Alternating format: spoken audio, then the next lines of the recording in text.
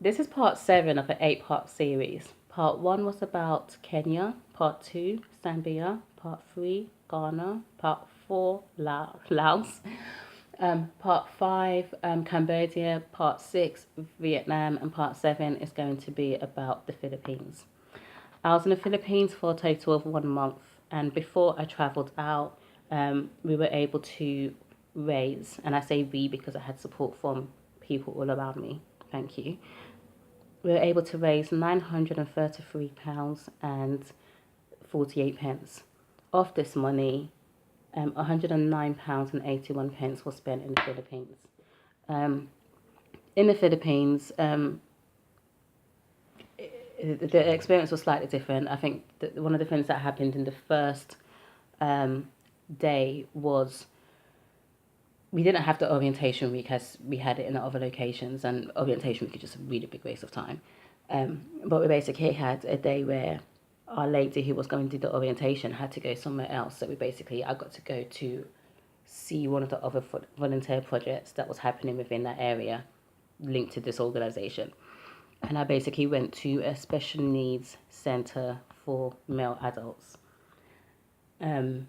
And like what I experienced when I was in Vietnam doing special needs with kids, I think what's more saddening doing special needs with grown adults, because what I realized is that those kids that I saw in Vietnam are going to be in this situation 15, 20 years from now. Like their condition is not going to get any better. It may not get worse. It may not get worse, but it ain't going to get any better. And if I remember seeing these male men, they actually called it a children's home for boys. And I was just like, these are grown men. But then when they started behaving and just doing their natural stuff, I was like, okay, they may be physically grown men, but they are not. They are literally children. They have the mentality of kids. The oldest person there was 43 years old. And I remember he used to have like this funny face that he just made, and he was really sweet. But he called everyone mum. He called all of us females mum. And at one point he just started crying. We were like, what's wrong? And I'm trying to get him to, and the music is playing, so I'm trying to get him to like stand up and to dance with me and sort of like cheer him up. And then he's like, he misses his mum. And we're like, huh? And then they explained to me that his mum, he hasn't had any contact with his mum, and he misses his mum, and he's actually crying because he misses his mum, and that happens quite often. And I'm thinking, this guy's like 43. Is it 43? Yeah, it's like 43 years old. I don't even know if his mum is still alive, but it's just that whole thing of he was crying for his mum the way my younger brother used to cry for my mum when we took him away on the weekend and said, Jahim, you're coming with us. We're having you for the weekend. They'd be like, nah, mummy. So that was quite an interesting one to see. But yes, moving on from that, did the special needs, did it with adults, realised that how, regardless of the situation, it may not change. They're probably going to be in this unfortunate situation for a long time, and hopefully their family can support them for life. But what if they can't? So that's just one scenario. But most of the thing that I did in Philippines whilst volunteering was I worked in the Hill Tribe. Now the Hill Tribe was about 2 hours away from where I stayed, and the family that I stayed with was Mum Nenita's family. And I remember when I first got there, and I said to her, I'm going to come back the following week. I've got some fundraising money and I would like to support you, but I want to do something that is really going to be of use to you. How can I help you? And at that point, she first said about help her buy clothes for the kids. And then before I left, she basically then said to me, we're building our home and we need a roof. And she explained to me how much it was going to cost, and the cost of the roof was probably about £45. So then I was like, okay, when I come the following week on Monday, I'll bring the money so that you can go buy the supplies to build the roof. And what we were supposed to be doing that week was actually helping them build that structure, that home structure that they have.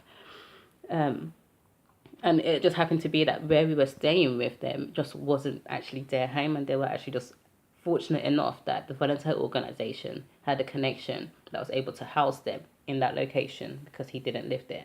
But his family were starting to approach saying they want back that space. So they basically were trying to build their own home to live. And in the hill tribe, it's like you don't get any internet connection unless you go up to the top.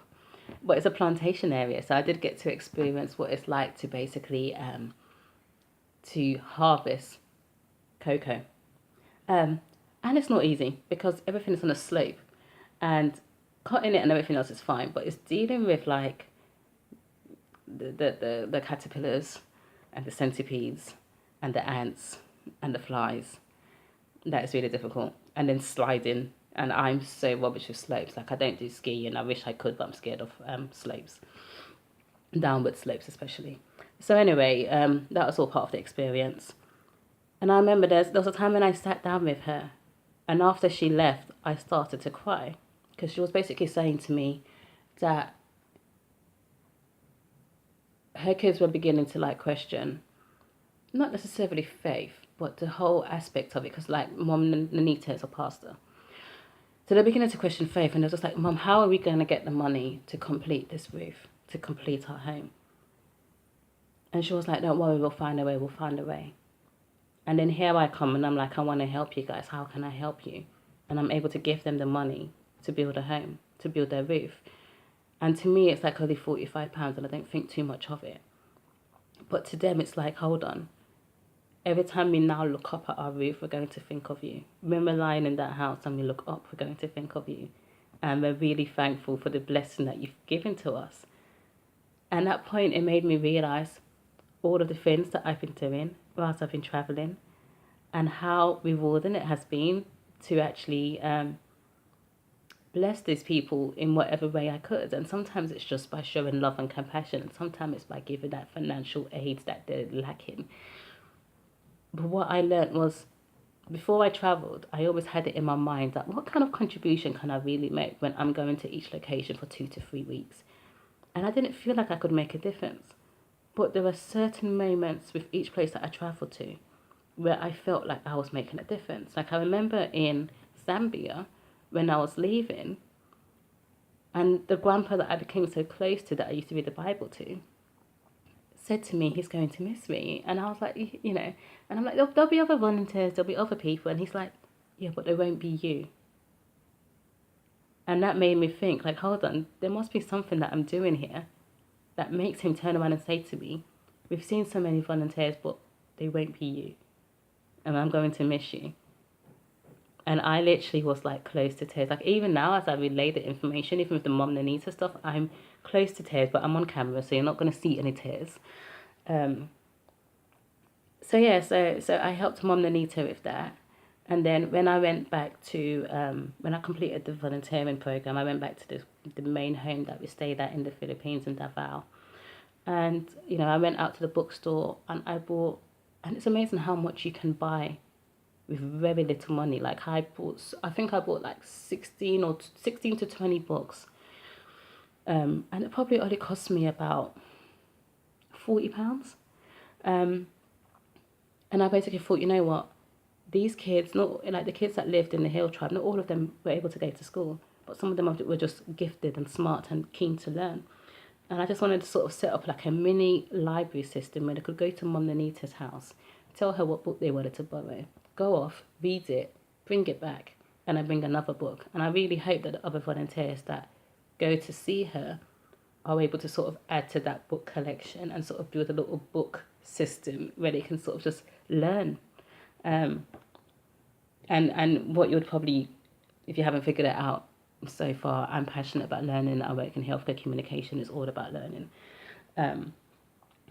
So I did that, and then I also gave her money for buying some clothing for her grandchildren. So in total, £109.81 was spent in the Philippines. I spent a whole month in the Philippines. Part of that first week was the orientation week. The second week was the hill tribe and living with that community. And then the last 2 to 3 weeks was just, well, I guess the last 2 weeks was just traveling. Like I got to the point where I could just say, I want to go here, jump on a bus, jump on a plane, jump on a taxi, get there, decide on that point, I only came here for one night, but I think I'll stay here for two. Or I came here for 4 nights, but I think I'm going to go back to somewhere else. And everything was just free choice and free flowing. And I almost feel like life should be like that. It shouldn't be so constrained. It should just be more of a free flowing situation. But I'll stop now. It's 10 minutes and this is the longest one. So if you've listened all the way, well done.